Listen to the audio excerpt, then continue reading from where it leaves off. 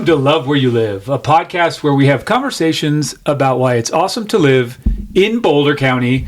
And today I'm joined by someone whose name I will certainly butcher, but I'll try my best. His name, Lawrence Van Lingen, or Van Lingen? Van Lingen. Van Lingen.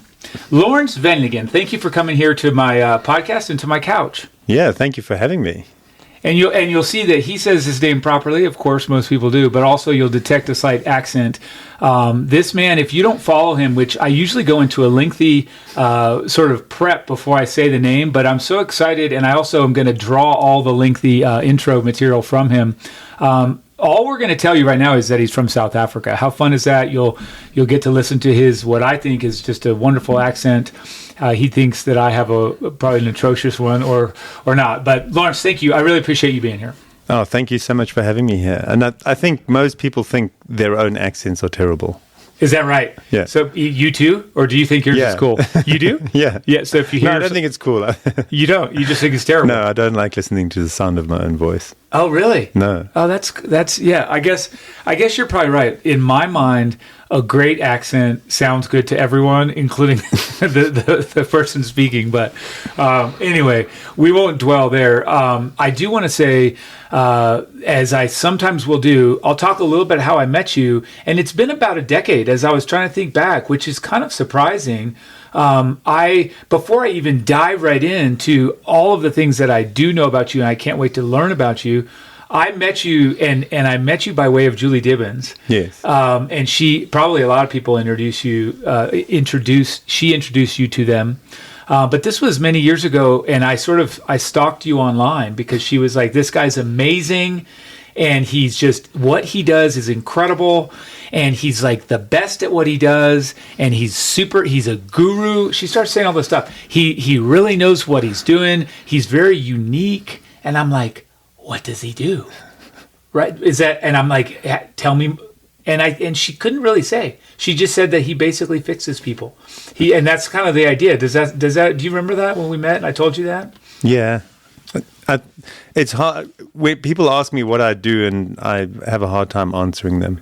So I can see that. Yeah, you can see that. Yeah. And that's again, it's an odd way to start, but I think that realistically, you're really well-rounded. Like, you do a lot of cool stuff. And I think that's probably why you maybe struggle to pinpoint it, because it's not just one pin. You go a whole circle around a lot of things. Is that not fairly close to say? Yeah, I think probably what I'm better at is joining dots and thinking in systems, or like in terms of a human body, seeing how the whole thing integrates as one. And certainly when you start studying how to treat people, you're taught mostly in segments. Right. So I think it took me a long time to start figuring out how all the segments start working together. And once you do, then it's just an endless game of building up complex pictures. Okay. And so I totally know what you're saying, because I do know a little bit of what you do, but to kind of chisel it down, we have listeners that are across all areas of life, right? Some athletic, some that are not, and some just everyone. And so here's what I remember introducing you later when I sort of got to know you. Well, I know you're a chiropractor. Initially, you went to chiropractor school. You have that name in your trade and training. You also, I believe, you worked sort of high performance at Red Bull in South Africa, mm-hmm. if I'm not mistaken. And I mean, managing high performance athletes, I should say. You were in that role, helping them perform better. I know you've treated people that I've introduced you to that have had nerve pain or injuries or ailments. But I think that, and stop me if I go off course, but also you just help people. And I think a passion of yours is just to move better, walk better, run better. I mean, breathe better. Just overall, all the systems work well together. Is that fair? Yeah. I'm really passionate about that. I think at one stage I spent quite a significant and sort of intense period of my life helping people with really, really serious spine pain, failed back surgeries. And I started to really respect the nervous system, because I think if you irritate or inflame nerves, there can be really serious consequences to that. And then coming out of that, I realized we really do need to move in a way that respects our nervous system and our joints, and preserve. I think there's like on a superficial level or on one level, a lot of rehab is if you have an injury, you got to strengthen something. There's this notion that something's weak, and I think it's more. I'm sort of trying to play around in the world of what makes the thing weak, rather than your glute's weak and you need to strengthen your glute. It's like, well, why would the glute be weak? Very and cool. trying to get after that. And once you do, and the other one, I work with fascia, so like structural integration or rolfing, and I think once you play around with fascia, it ends up becoming this philosophical notion. I don't know why, but it just does. It just leads towards a more philosophical. You start to realize we hold emotion in our posture, in our movement.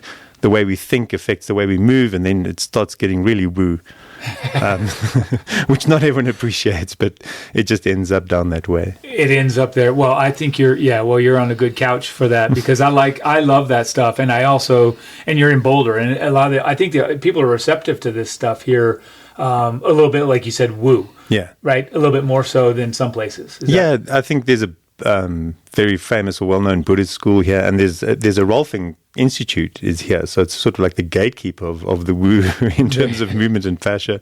I don't think it's that well received, interestingly enough, in triathlon. We sort of have this common triathlon world.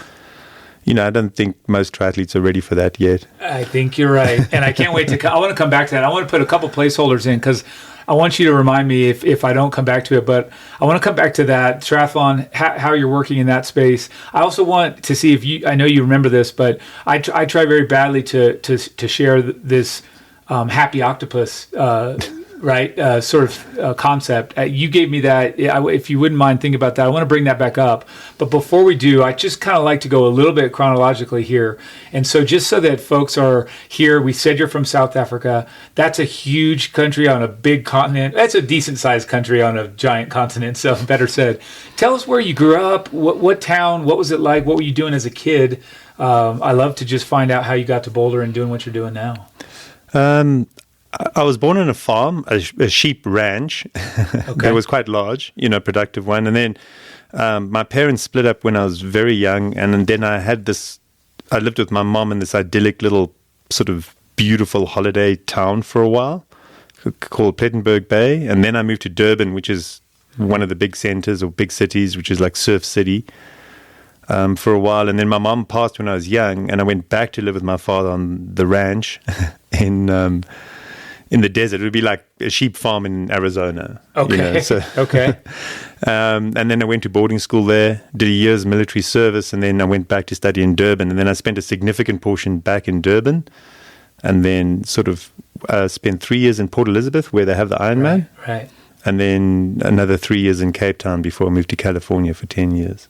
So, that's awesome. That's a little, and Durban's on that west coast or that east coast, kind of up north from Port Elizabeth, right on that, but it is a coastal city. Yeah. So I did surf lifeguarding or surf lifesaving there for 10 years. So I've got this weird paradox. I love space and then I love surfing and the sea. So Boulder's pretty cool because there isn't surfing, but there is skiing. And then I have the space. And so I feel like it's like I arrived home when I came here. Oh, that's so cool. Oh, we're going to come to that here in a minute, because you just said California 10 years. Well, and this is, one day you have to sit and listen to a podcast. Sometimes I get stuck too far back before we don't really get to the current.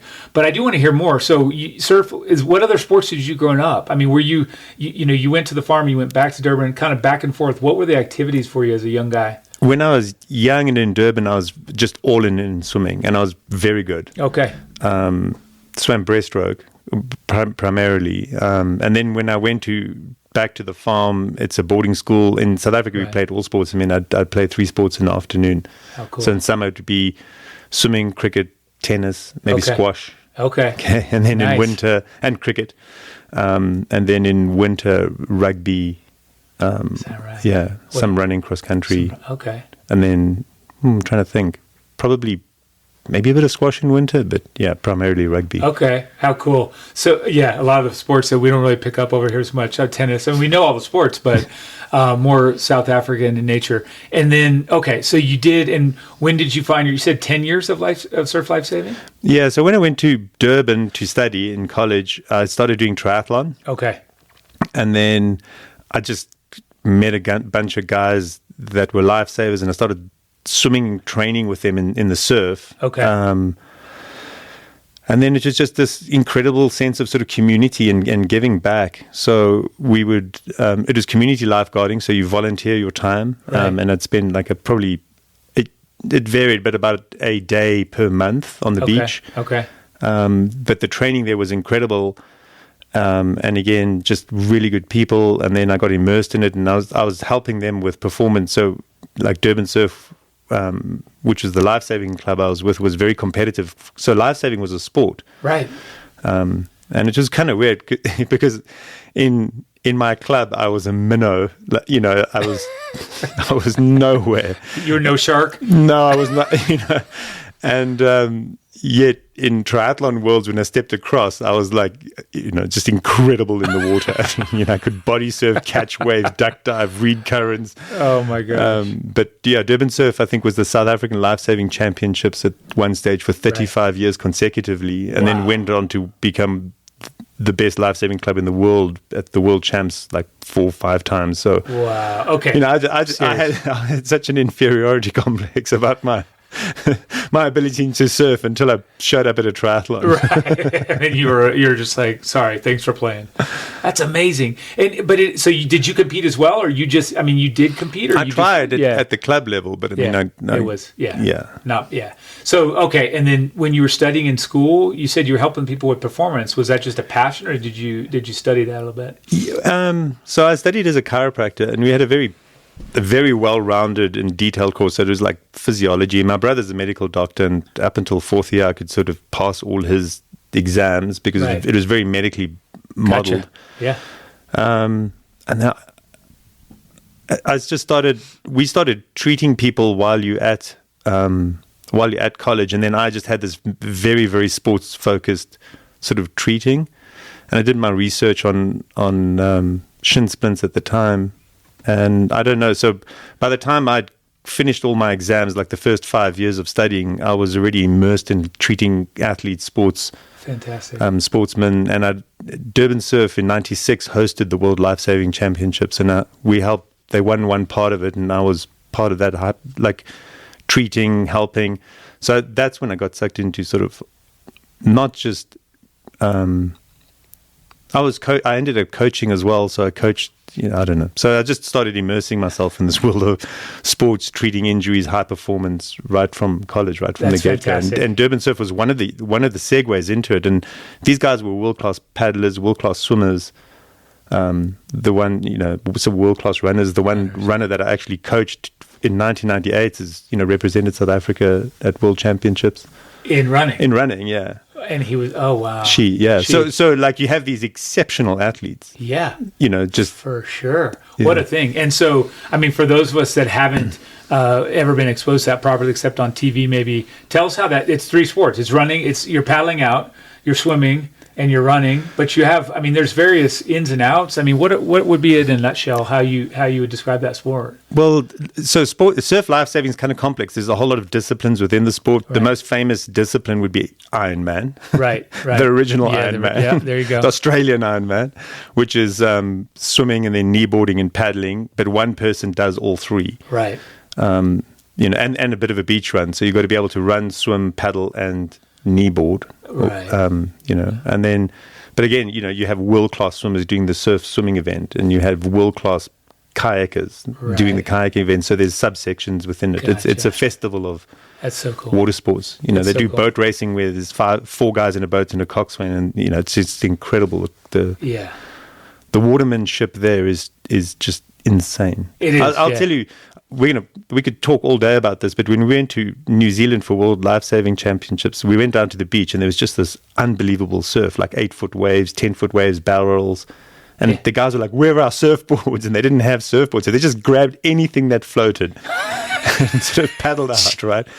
And they were, guys were doing body surfing in barrels. And then my one friend comes in. I don't know if you've ever seen a surf ski. They're long. They're like, I think 4 or 5 meters and really unstable. The first time you sit in a surf ski, you immediately just fall out. Okay. It's almost impossible to sit in them when you start. The guy, and it's got a rudder at the back, so you have to steer with a rudder. And the guy stood up on a 5-foot long surf ski and had basically a double overhead barrel and just like surf. That's fantastic. Yeah, I mean, I was just like, my jaw is just on the floor. How does he do this? Yeah. Oh my gosh, that's a great story. Yeah, it is completely foreign, and I think it's a whole nother level. And especially, I mean, I grew up in the desert. I grew up where there's no water, and if there's water, it's a lake, and you're just in there. There's nothing. It's completely, to me, it fascinates me. I love hearing this stuff. And so you're all right. So cool. So you're there. You're in Durban. You said you got ready. You went from there to California though. Mm-hmm. Like but you're fully working, treating athletes, still competing yourself as a triathlete, or not really? I almost wanted to try to turn pro when I left college. I just couldn't run. So obviously I was just obsessed on running. So now I'm sort of like, arguably, I help triathletes the most with running because I couldn't run. Right. Because, well, that's I was like, what is the matter with me? Like, I'm a really good swimmer. I can cycle, but I just could not run. And then just a whole lot of things happened. I got very ill, and life sort of happened. So I stopped almost triathloning and just immersed myself in work. Had a bit of a comeback around about 2006. I did Ironman and then I qualified, raced in Kona as an age grouper. Okay. So I had a little patch where I was working full time and then still competing. And I even had a little brief journey as a pro, not a very good one. So I raced a couple of Ironmans as a pro. And then I didn't deserve a pro license though. And then we went to Cape Town. And then in Cape Town, like a distillation, I think, of training, competing, my background history, because it wasn't just life-saving. I was immersed with rugby, with cricket teams, with the South African national. I mean, rugby is a religion in South Africa. Right. And so I worked with the national team for a little bit and for one of the big rugby franchises. And then when I got to Cape Town, so suddenly like all my life experiences coalesced, and I was in a practice with one of the guys that I studied with. We were very good friends. It was just incredible. It's the most unbelievable practice. And we were doing, that's when I'd also done a lot of work in whiplash and testified in court for work-related injuries. Interesting. And anyway, all of that culminated into this beautiful practice where we worked with athletes and really people that were in great need or hard-to-fix problems. That's fantastic. For 3 years, and then I was just immersed in work. I mean, I was booked like 3.5 months out in advance. Eventually, we weren't taking on any new clients. We just couldn't. Okay. Some would slip through the cracks. And so that was that. And then Red Bull approached me, and I was high performance managing for them. And after 6 months, they said, look, kind of money's no object, build a high performance center. And I was like, oh yeah, lifelong dream. And I came home and I told my wife, and she said, yeah, but we're going to California.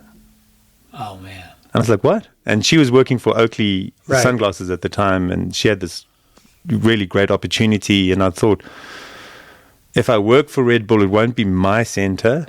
It'll be someone else's. For sure. Which was a big factor. And then also, we can go to America and always come back, but we might not get the opportunity to do that as well. And I mean, South Africa is just, it's beautiful and amazing, but it's kind of crazy.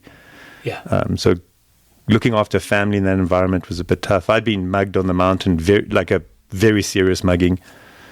And so you realize, like, well, there's a lot of crime and a lot of violent crime in South Africa. So I thought, well, let's check out California. And yeah, why not? Yeah, so we ended up there. And you and Gwen were married at how long ago? 25 years now. 25 years, so 2000. 2000. And you're there in, you guys, Durban and Cape Town together then, right? You guys would have met. Yeah, I met her after the Olympics. She went to 96 Atlanta Olympics, and I met her after that, so like 97, I think. My favorite thing about this podcast and living in this town is that we just drop that sort of thing. Like, she was in that Olympics. And anyway, moving on. It's not even a central feature of the story. I do love that. And so, But, okay, so you guys met and then got married in 2000, moved over here. And you guys, well, not over here, to California. So you walked away from the dream job, but for a whole new dream. And it's pretty cool. I mean, you go to California, you land in, she's working for Oakley, Southern California. Yeah, it was interesting for me because I don't think I realized at the time how much I was so confident in my abilities. I thought, well, I'll just start over. Yeah. And just before we got on the plane, like literally, like I think the week before we got on the plane, I was just I was planning on relicensing as a chiropractor, and I'd have to sort of study and write state and board exams. And then just before I got on the plane, they said, no, you actually have to go back to college. And then I looked at the college and the curriculum, and I was like, I don't identify as chiropractor anymore, and Right. I'm not paying that kind of money to go back and relicense. So I kind of lived in a bit of a gray area for a while. And then, interestingly enough, for me, California wasn't the right place. Although it's beautiful, the sunsets, the surf, it's just too populous. There's too many people. It is, yeah. Everything's too much of a bigger deal, and I'm like basically totally overstimulated just with sound, cars, people. It's too much. It's too much. And so I didn't thrive in California, and I was actually quite unhappy for quite a while. So I'm sorry, but did you realize that right away? Did you get there thinking great and then have that sensation? I got there thinking, you've arrived in the dream. Right. And then I realized, like, no, this isn't my... Pretty quickly, though. Yeah. Okay. And then it was tough. Yeah. Yeah. It's like, oh, shit. And then you're kind of like there for your family because it's better for them. And Gwen was doing really well at work, but I didn't thrive. No. You did not thrive, yeah. No. And then you spent how many years there? 10 years. 10 years. What year did you move there? 2013. 2013, yeah. Okay. So, and you're there. This is when I intersected with you, 2015 or something like that. And you were super. I was at the time coaching. I like to think back to this because it doesn't really matter. But those little intersections, you were. Julie knew you. You must have known Julie.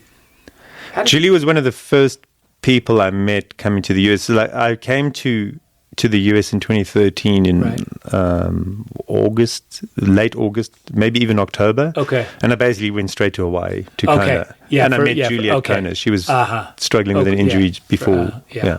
Yes. So she's one of the first people I treated in the US. Yeah, that's fantastic. Yeah. Okay, and I love Julie. She's just I don't know when I met her, but I think a lot of really good things about Julie. She's fantastic, and Mike.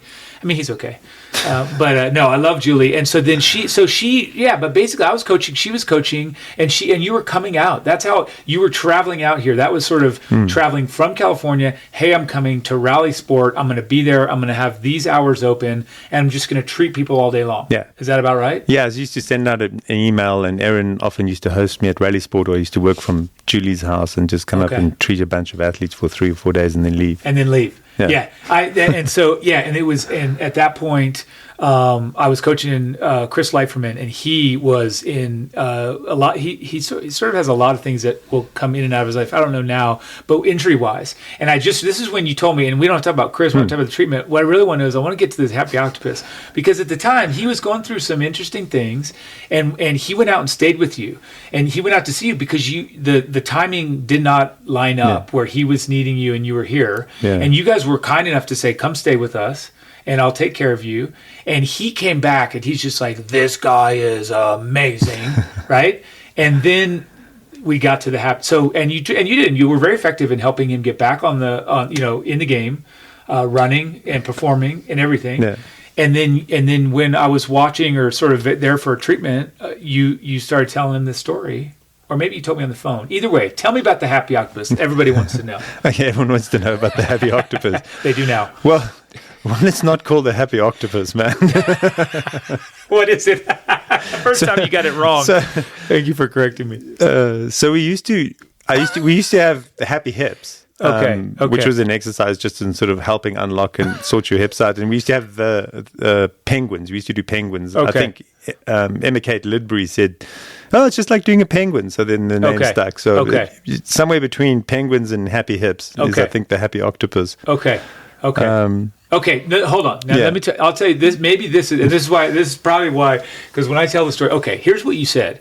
You said the nervous system is like an octopus. Yes. Right? Yes, and the happy part I made up because I'm just happy. Okay. So here's more appropriately what I would like you to describe was you were saying, hey, if the nervous system, if you go to an octopus and you touch one part of it, the whole thing moves and shrivels or shrinks or moves or whatever. And so that's more appropriately, you said the nervous system is like that. And so if you have, sciatica or something, or a knee or a nerve or a tingle, that often it's not that spot that's causing it. There's something else in your shoulder that's causing this side. And so I think more appropriately what I heard and what I was fascinated with was just this concept that, to what you said earlier, find out what's causing the deficiency.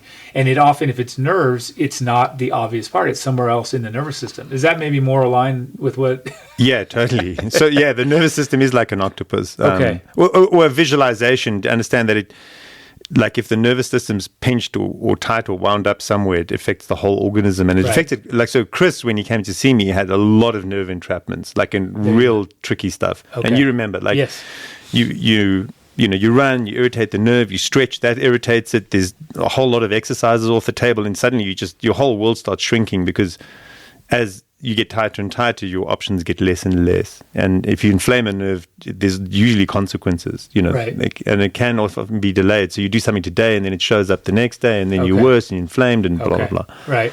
But generally, nerves, for it to be symptomatic, so if you've got carpal tunnel, I think a lot of people know, or even sciatic, generally speaking, for a nerve to be symptomatic, if it's compressed, it's often compressed at least twice. Gotcha. So a lot of people will say, oh, my back, I have a disc bulge, and that's the cause of my symptoms. Chances are it's also compressed where your piriformis is, or you've got an entrapment behind your knee. Right. Okay. And I think now, like, a lot of the neurosurgeons or the orthopedic surgeons involved in that are saying, like, if you've got a lower back sort of nerve entrapment or stenosis, you probably got cervical stenosis as well. So you'll start getting, you're not going to get an MRI just of your lower back. You're going to get it of your neck and your lower back, because there's this notion that you almost have to upset the nervous system twice to make it symptomatic. Interesting. Okay. I mean, it's not a hard rule, but it's well worth thinking. If I have nerve symptoms, it's probably more than one entrapment. That's great. That's a useful tip, because I think a lot of folks will, no one will know that. But if you're thinking, hey, I've got that tingle. Yeah. Or that pain or whatever. That's super cool. Okay. And also, I feel a lot better, because I probably had you wondering, what the heck? There was never as happy other things. But okay, so the octopus thing, thank you for indulging me. All right. And now you're in California, less than happy, there for 10 years, coming to Boulder, traveling, still treating people all over the world. Yeah. I mean, you're high performance, going to Hawaii. What was the shift that you finally said, you know what, it's time to get to Boulder? Gwen was in between jobs, and then it was just the whole sequence of events. It's almost like the universe just said, right, you're done here. I said, it was just before summer, and I said proactively we should probably just rent our house out for the summer, because you get summer rentals in Laguna Beach. Perfect. Gwen's without income for a while, so that makes total sense. And basically we sorted our house out to rent it, and we were offered sort of, I don't know, a couple $100,000 over asking to buy it, as long as we moved out in 3 weeks. Oh my gosh, you're kidding. No. So we're like, okay, done deal. Good for you guys. And then you were sort of, okay, now we need to find somewhere to live. And then I said, why don't we just go to Boulder? Right, because you'd been coming, you were familiar. Had Gwen been over here a bit? I mean, obviously, at some point. No, she'd had one visit before with Dan and Flora Duffy and Hugo. And she hadn't really liked it. It's like Dan had tried to show Gwen what it was awesome, and the trails and the mountains. And Gwen was like, why don't you tell me there's such amazing running trails? She wants to run fast and flat, not right. Encinitas is not her thing. Yeah. So, this is difficult. So anyway, the second time we came up and we were just kind of hanging around for a little bit, she found all these amazing running trails and loops and Endless and the Res and Lobos, and she was like, oh my God, this is paradise. Yes. Because she's a runner, not a trail runner. Yes. And Dan obviously did Xterra, so there's a slight mismatch. Whoops. Yeah, and then we came up, and then I was kind of being busy and important and working, and Gwen was looking at houses, and we'd looked in town, and then I don't know why we sort of went up to the canyon, to Sunshine Canyon. She's had a look at the house, and she said, I think I found the house, but it's a bit quirky. And so I went up and got out the car, and before I even stepped foot in, I knew that's it, done. That's amazing. Yeah. That's amazing. And so, and it is, I mean, it's funny. I remember popping on your, because I do recognize you're a high level influencer, but on your Instagram, and you were hilarious. You're like, here I'm in sunshine. And it was one of those cloudy days. And you're like, welcome to sunshine. But you are, I mean, Sunshine Canyon in general, but your little section, I mean, people love it. People just absolutely, it's a community, but you're far away, but you're close. Yeah. It's far enough out of town that you feel completely separate from town, but it's 20 minutes away if you forget the milk or the eggs. Yeah. Which in California is nothing. It can take you that long to cross Laguna Beach. So, yeah, totally. Everyone says, oh, it's so far out of town. It's like, yeah, you obviously haven't lived in California. Yes. Yes. So yeah, it's incredible, and the community is just amazing, and like Yeah. really, really creative and intelligent, and like it's just astounding the people you meet up Yeah. there. How cool. And then the mayor of Sunshine, who's this old guy, Chris, he's just passed, but sort of seeing when he was very ill, just seeing the community rally around him and support him and care for him, and I think it's really, really special. And certainly where I'm at, my life is you want to be part of something, be of service to people, kind of like back to the life saving. It's important that we give back and that you feel connected to other humans. I think that's part of the problem with California is it can be so much that you disconnect. Interesting.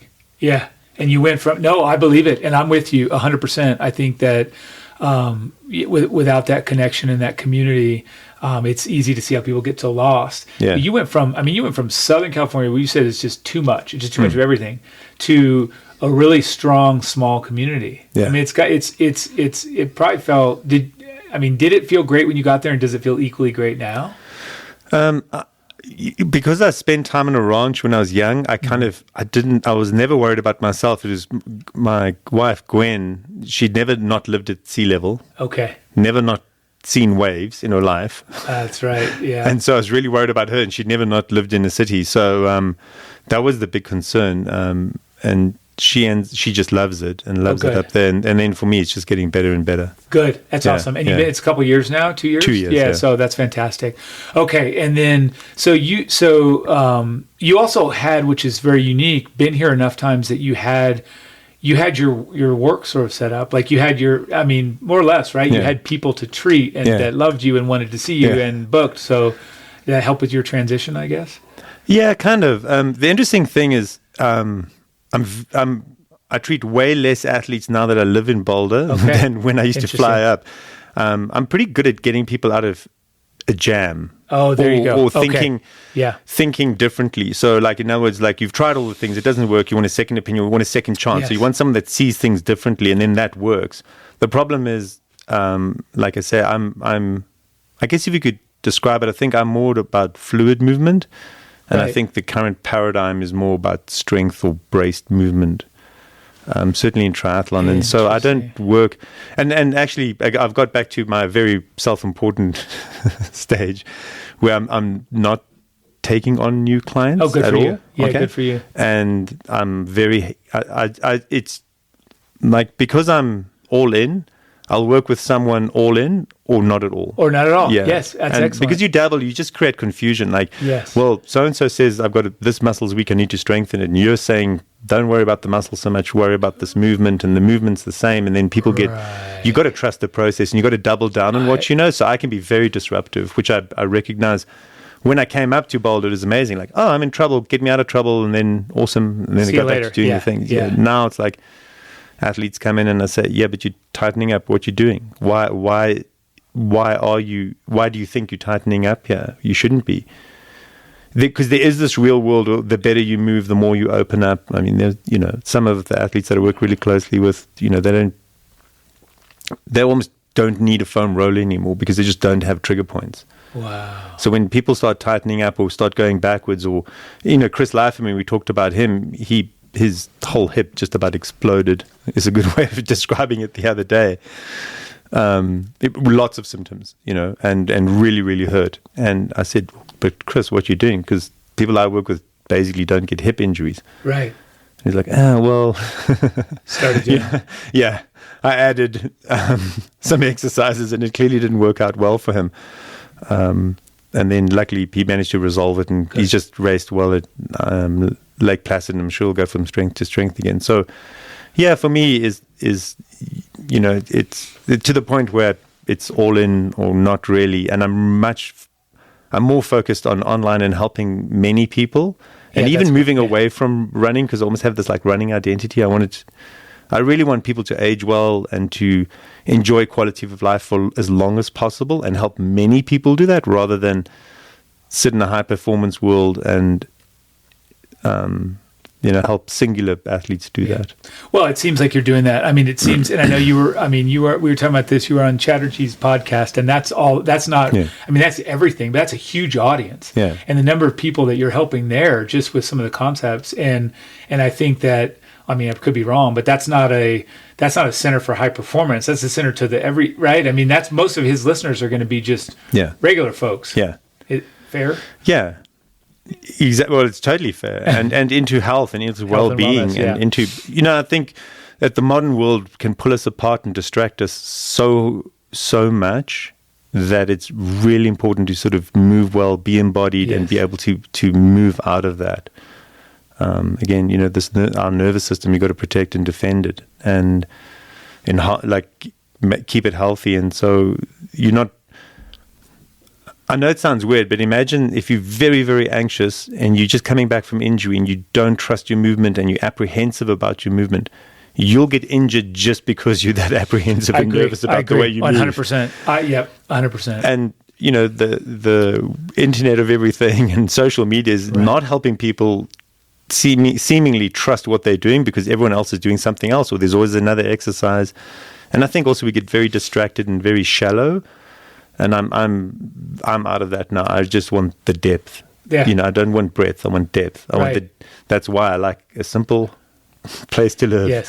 Yes. Immersed in nature. Yes. And I want to understand things, do things deeper, deeply. Not breadth. Yeah. Really understand it. Yeah. And so when we first were chatting here before we got started, you and I, you said, hey, you on your road, you've got a hill, you got a dirt road, and you've got a couple of tires. Yeah. And tell us about that routine, just because I think it's cool to see. Like, this is simple. There's a couple simple things you do. Maybe even walk through. Like, you wake up, you've done some stuff, and you're getting ready to move for the day for your exercise and your health and your wellness. What does that look like? What are those items? For me, I do 3 things before we go for a run in the morning. And running is just a habit. Like, we just run in the morning. Sure. Probably 5-6 times a week. I do crocodile crawling patterns, okay? Okay. I do rope stomping, and then we walk the tire. Okay. So, all right, there it is. We're done. No, but okay. So, I'm familiar with the tire. I see some of the rope swings. Tell us about the crocodile crawling. So, is it describable? How much time have we got? Yeah. No, we've got time. Well, it's up to you. You tell me. We've been 37 minutes. Yeah. So crocodile. There's this notion that before we were mammals, we were reptiles, right? And so a crocodile crawling pattern is a primary, fundamental, if you could use that word, part of human gait, and it's how your hips and your shoulders interact with each other. And so in those crawling patterns, you can work on breathing, your diaphragm, spine strength, hip and shoulder mobility, but more important, how that all synergizes into one thing. And so that's my morning, almost like meditation, sort of movement combined into one thing. It's pretty extraordinary. And then rope stomping is to take care of your feet. So we've got a rope, and you stand on it lengthways, stand on it sideways, mobilize your toes, and really, really sort your feet out. And so by the time I get up from that, or finish with that, and it's pretty quick. Like, so it takes me 7 minutes. Okay. Then my feet are dialed, my hips are dialed, my shoulders dialed, my breathing's dialed, my mental and emotional state's dialed, and then we walk a tire. And why we walk a tire is it really helps strengthen your hips in a gait or running specific manner, walking and running specific manner. So the tire's resistance, when you walk, you don't really use your glute max. Okay. And if you add resistance, so you're pulling something, right, it helps you use your glute max. And so you and because we walk uphill, you get what I suppose you could term hip extension-based gait, and it strengthens that pattern. Right. And it's amazing. So it gives people that don't have glutes. Interesting. I'm going to have to start. And it's really, really, if you people have such a false, so many people drive past and they think it's hard and it's tough and it's, and why, right. And it's like rucking and you're adding resistance, and it's not, it's really, really cool. It's just, your hips feel so free. Like, my wife doesn't do anything, obviously, that I suggest, okay? But she figured out the tire and she just loves it. So, like, when we traveled, she says, oh God, I can't wait to get back to my tire. Amazing. Because it really, really opens up your hips. And we sit so much, so it's like an antidote to sitting. Yeah. Oh, for sure. And okay. All right. So I will stay there for a second, because the antidote to sitting is, again, going to contribute to the movement and the well-being and the longevity and all the stuff. Yeah. So and you'll have people make their own, just make a tire? Would that be something you'd just say, hey, here's how you do it, and get to work? Yeah, so we just get an old tire. If you go to a tire shop, discount tire, they've probably got thousands. Yeah, you can just ask them for an old second-hand tire, or find one and repurpose it and give it new life and meaning. Yeah. Then you just tie a rope that you can sort of loop around your waist, and the rope needs to be at least as tall as you are. Otherwise, the tire sits sort of too close to your heels when you're walking it. So it's quite a long rope. So you need about 6 to 8 foot between you and the tire. Okay. And you just connect it to your waist, drill a hole in the tire, put a eye bolt, I think is what it's called. Yeah, and then you just walk, and it's much more helpful to walk uphill initially. I get that. Yeah. People just get that stepping action with resistance. Right. Fantastic. And it just has a little habit. So we walk about 8 minutes with it. 8 minutes up the hill, and then you pull it back down the hill. And then we'll leave the tires there. Yeah. And then we go for a run. Yep. And then when we come back, we'll hook them up and actually run them down the hill. Oh, and running downhill with a tire is really, really helpful for you for learning how to run downhill, because you basically can match the angle of the hill and relax your hips forward, which is a difficult thing for most people to do. So it really helps with your downhill running form. We don't run with a tire otherwise. I don't run for resistance. I'm not trying to make running harder. I'm just trying to open up and switch on is the right word, or create the right sense of timing and freedom in your hips. I get it. Up, and then we just run it back down. You just run it back down. Okay. And I thank you so much, because I think it's fascinating to hear a little bit deeper dive into the why behind that. And I just need to know, so when you're doing the crocodile crawls, go back there for a second. You're just down on the ground doing a movement that opens your hips, you said your shoulders, hips, breathing, and you're essentially spine, everything. It's insane. I have to know more about that. We'll come back. You don't have to tell me now, because we'll it probably get lost requires in that. There's a notion as well, is like a lot of people have heard of their vagus nerve. Yes. Okay, which is really key to healthy nervous system. For sure. Interestingly enough, we have a reptilian part of our vagus nerve and a mammalian part of our vagus nerve. That right? And the crawling seems to increase your vagal tone of your reptilian part. That's fascinating. Yeah. Wow. That's a whole podcast on its own. Yeah, absolutely. But social media wrecks our mammalian part of our vagus nerve. It wrecks it? Yeah, because the mammal part is all about co-regulation and interaction with other humans, and we're so fragmented, and mammals is like the ape. Where do we fit in the tribe? Right. And everyone doesn't know where they fit in the tribe, because there's just too much stimulus going on. So I believe that. It's ridiculous. Okay, no, that's a whole nother problem. Okay, but that's something I'll have to look up a little bit more, because I hadn't heard about that part yet, and I can't wait to learn more. So, okay. No, I derailed you now. Yeah, you derailed me. I don't get derailed often, but I'm derailed. And so, on that, though, because I love the daily routine, and I think now is a good time to sort of talk a little bit about Boulder and a little about what you do and how you experience the Boulder County, because you are still new here, and I love that. I mean, 2 years, you know your way around. But what's sort of, when you got here, is there a I wish I knew that I've since learned? I mean, about Boulder, about sunshine, about where to go, about what to do, just anything that you would share with people that are either moving here, or some of us that have been here a long time, that we could learn. Like, here's what I should have known, or I wish someone told me. No. I don't have any sense of that whatsoever. Okay. It's just been amazing. That's great. I think even when we bought our house, we come from California, which is kind of dog eat dog. People can outbid you, upbid you, and just the way that the house sale was, like, put your best offer in. There's no bargaining. There's no it was just to simple. And fro. It just happened. And there's a lot of trust. The guy said, "Look, I sold houses on a handshake for the first 40 years of my thing," and people were open, welcome, friendly, honest. That's transparent. great. You just immerse yourself in, and it's just a big exploration and adventure. There's nothing looking back that I think like, oh, I wish I'd known. That's great. It's just everything just gets better. That's fantastic. Really. I love that. And it's like finding home.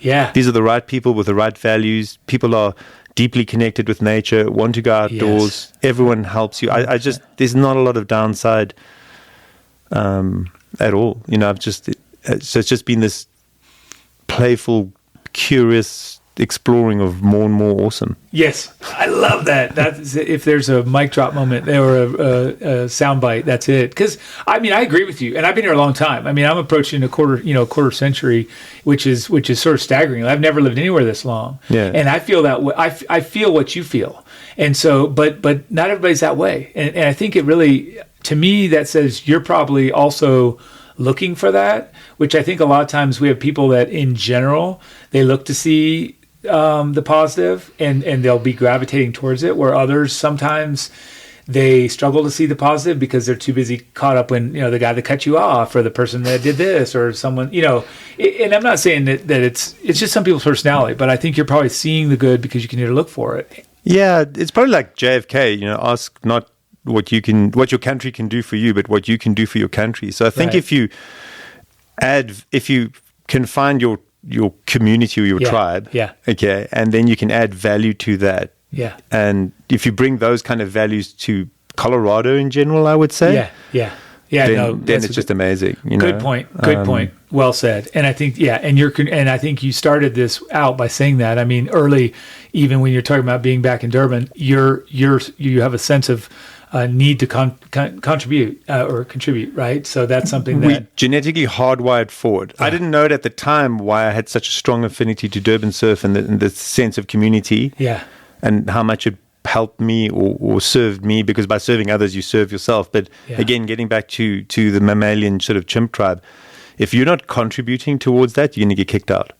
I think not a lot of people realize, like, you are genetically programmed to be of service to a community. Yeah. And if you're not doing it, you're not living life correctly. You going against your genetic programming. Yes, well said. Yes, absolutely. People take note, because I think that there's room for all of us to improve in that regard. But I think even just hearing it that way is powerful. So, double thumbs up. Okay, cool. So then, as far as what was it like adjusting to your first winter here, and was it fine? Did you love that, or was it tough? Yeah, I love winter. I can't wait for it. Which I was nervous, and Gwen doesn't like the cold very much, but she likes winter too. So I think, I think it's also seasons. Like you slow down. You sleep more, and I think if you embrace that, I mean, I've read somewhere the other day that some Norwegians sleep 16 to 18 hours a day in winter. I've heard so that. Our circadian rhythm can radically change. So I like the fact that in summer you're more creative, energetic, you have longer days.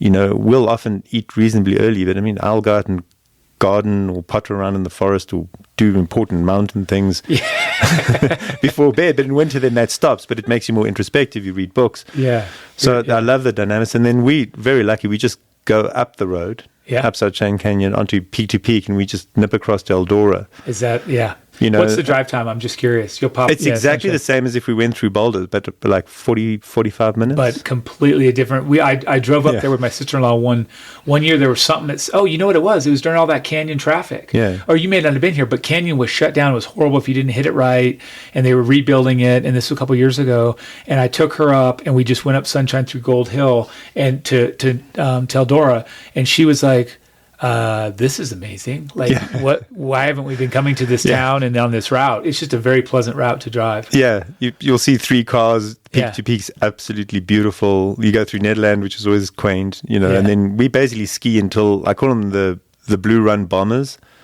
So basically people start Blue Run Bombers. Going a little too quick in the blue runs.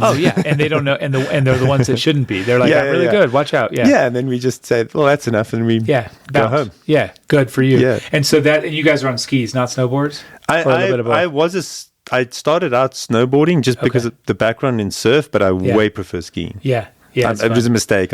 I can't. Well, it's not a mistake because I now know how much I prefer skiing to snowboarding. Sure. Yeah, that's great. And do you ski up the mountain as well, or just the downhill? No, we haven't got into that. We sit in that ski lift.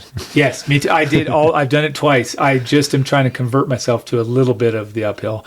I've always been like, well, they put this perfectly good chairlift here. Like, you got to go hang out with Julie Divins more. Apparently, But do we really hang out when we're skiing uphill? Because she's probably like 25 feet ahead, or 10 minutes ahead. So that's fantastic. Okay, so that's a good little segue into kind of my favorite part. Like, just talking about. Let's do this. Give me, for example, what are some of the places that you have come to love here? If it's a restaurant or a cafe or just a shop or a hangout place, if you're just down kind of cruising around in Boulder, where do you like to be? I'd say our favorite place is probably the Gold Hill store. Yeah, you got the shirt on right now. Yeah, I love that. Yeah, there Represent. it is. Yeah. So yeah, and then sort of a routine at the moment. We've been helping Taylor Nib, and my wife adores Taylor. Yeah. And with her running sessions on a Saturday, so we've got like this little routine. We come down, we help Taylor with a track session, and we go to Salt. Oh, nice. Yeah. And they got a great brunch, right, man. And then, and that's our sort of Saturday morning. And then Taylor, just in her training program, sort of phased out doing run sessions on a Saturday morning. And I said to her, I'm going to have to talk to your coach because this is messing my head. Yeah, we're in depression. We have no purpose on a Saturday morning. You have robbed us of that. You have robbed us of that. My gosh. So running around the Res, I trained for the London Marathon earlier, and just the running around the Res and Eagle Trail and Lobos Trail is just crazy. Incredible. And then, what do we like? I absolutely adore boxcar coffee. Yes. So that's become sort of a feature of what we do. Had an amazing, I think the best meal we've had in America at the Greenbrier. Oh, fantastic. And it turns out that the chef that sort of prepared the meal for us is now one of our best friends up in Sunshine. Is that right? Yeah. Oh, I didn't know that. Yeah. But now we have, now it all goes down in Sunshine. We had we with the chef, we prepared pizza the other day. Someone said that's the best pizza they've ever had in their life. Is that right? We had a big smoke out party there. How fun. Yeah. So I don't know. It's just, Boulder's just endless. Endless. Oh, We want to airstream. We want to go and, up to spend more time in the parks. Yeah. You just can't. There's just too much to do. There's a lot. I know. You have to be, it's hard because you want to repeat the great things. Yeah. Like Salt after, Salt with Taylor on Saturday. Then we get a little, And then the other thing in winters, we'll do a long weekend at like Copper Mountain or something as well, which is just fantastic. That's it. The access from here. Well, it's good. I'm excited. It's fun for me to see you found, and nobody that I can recall has mentioned the Greenbrier, and it's been a while and they do like a fantastic Thanksgiving, I think, too. They do some fun holiday meals there. It's been a little while, and I think that's a good reminder for me to put it back on the radar. Yeah, we had basically a vegetarian meal, and I'm not a vegetarian, just for reference sake. Right. And it's honestly, it's the best meal I've had in the USA. But that's fantastic. Trace is no longer working there. Oh. But now we've commandeered him. Like we've commandeered him. He's now my personal chimichurri maker. Well, that's a good guy to have around. Maybe we should put him on the podcast. He can give us all the trade secrets. No, that's great. Okay, and then you made me think of something. Oh, all right. Two kind of a two-part segue. I won't keep you here forever. Let's say you have some folks from South Africa, California, or from anywhere, and they're coming in for a weekend. Where would be some must? And you've probably mentioned some of it, but like the trail where they walk, where you hike, where you take them to dinner, anything that you would say, hey, I have a day with these friends, where would you take them? Well, my brother was just out from Australia, and he just said, you live in paradise. Yeah. And I agree. Yeah. And so he went up to Estes Park, which is amazing for horses. He loves horses. Yeah. And then like the must-do sort of, you can either walk in. There's just so many trails to walk, and they're all just one's better than the next. Yeah. So just walk a trail somewhere like in Sanitas is great.